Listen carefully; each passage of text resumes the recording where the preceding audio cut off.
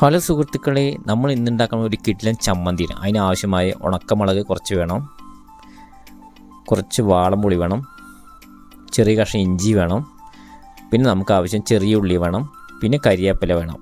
ഇത്രയും ഐറ്റമാണ് നമ്മുടെ കിടിലൻ ചമ്മന്തിക്ക് ആവശ്യമായ സാധനം. ഒരു ചീഞ്ചട്ടി അടുപ്പിൽ വെച്ച ശേഷം അതിലേക്ക് വെളിച്ചെണ്ണ ഒഴിച്ച ശേഷം അതിലേക്ക് ചെറിയ ഉള്ളി നമുക്ക് അതിലേക്ക് ഇടാം.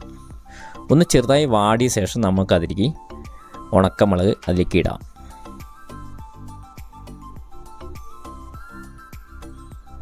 ഇത്രയും മതിയാവും. ഇനി നമുക്കതിലേക്ക് ഉണക്കമുളക് ഇടാം.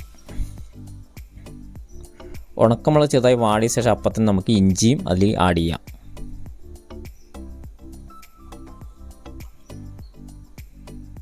അതിനുശേഷം നമുക്ക് ആ വാളംപൊടി ഇടാം.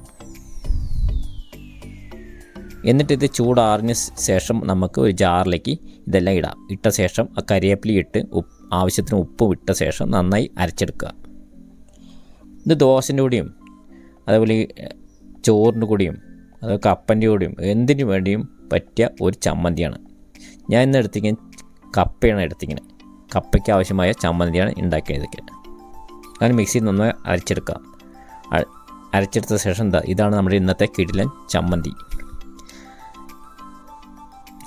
അങ്ങനെ നമ്മൾ കപ്പയും ചമ്മന്തിയും ഒരു ഗ്ലാസ് കട്ടൻ ചായയാണ് നമ്മൾ ഇന്നത്തെ ഉണ്ടാക്കിയിരിക്കുന്നത്. ഇതേപോലെ എല്ലാവരും വീട്ടിലുണ്ടാക്കി നോക്കണമെന്നാണ് എനിക്ക് പറയാനുള്ളത്.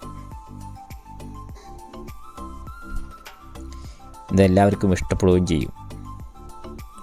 ഈ ചെറിയ വീഡിയോസ് ഇഷ്ടപ്പെട്ടെന്ന് വിചാരിക്കണം. അടുത്ത വീഡിയോസുമായി നമുക്ക് കാണാം.